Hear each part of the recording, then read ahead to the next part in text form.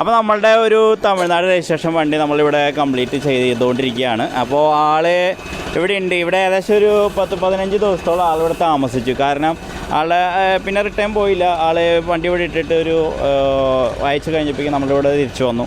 അത് കഴിഞ്ഞൊരു 15 ദിവസത്തോളം ഇവിടെ ആൾ താമസിച്ചു. അപ്പോൾ ആ താമസിച്ച ആൾക്ക് ഇവിടെ ചെയ്യണ വർക്ക് എത്രത്തോളം ഉണ്ടെന്നൊക്കെ കറക്റ്റ് അറിയാൻ പറ്റും. അതായത് ഇവിടെ താമസിച്ച് നിന്ന് ആൾ കണ്ടാണ് ഓരോ വർക്കും കാര്യങ്ങളൊക്കെ ചെയ്തത്. ആളുടെ വണ്ടി തന്നെയാണ്. അപ്പോൾ നമുക്ക് ആളോട് അതിൻ്റെ അഭിപ്രായം കാര്യങ്ങളൊക്കെ ചോദിക്കാം. എല്ലാവരുടെ കമൻസാണ്, അഭിപ്രായങ്ങൾ ചോദിക്കുന്നില്ല, പറയുന്നില്ല എന്നുള്ളത്. അപ്പോൾ ഞാൻ ചോദിക്കണേ, എങ്ങനെ இருக்கும்? சென்னையில் இருக்கேன். நான் சென்னையிலேருந்து இங்கே வந்திருக்கிறேன். என்னுடைய வண்டி ஒர்க் பண்ணுறதுக்காக நான் ரொம்ப நாள் யோசனை பண்ணிவிட்டு நான் அந்த யூடியூப்லக்காக பார்த்துருக்கேன். நான் இவருடைய ஒர்க்கு அந்த இதெல்லாம் பார்த்து ரொம்ப இம்ப்ரெஸ் ஆகிட்டு தான் நான் இங்கே வந்து கிட்டத்தட்ட ஒரு 30 டேஸ்க்கு மேலே ஆயிடுச்சு.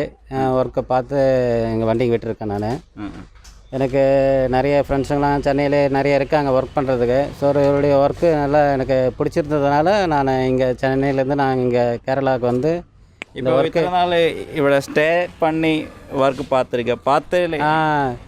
நான் அடிக்கடி வந்து நான் சென்னையிலேருந்து நான் இங்கே வந்து போக முடியலை. நான் ஒரு ட்ரிப்பு வந்தேன்னா கிட்டத்தட்ட 650 கிலோமீட்டர் ஆகுது.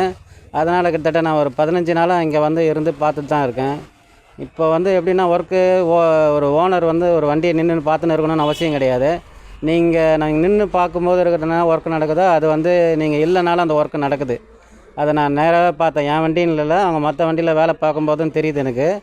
அவங்க வந்து கரெக்டாக பண்ணுறாங்க. இப்போ நம்ம இருந்து சொல்லணும்னு அவசியம் கிடையாது. இதை பண்ணுங்கள் அதை பண்ணுங்கன்னு சொல்லணும்னு அவசியம் கிடையாது.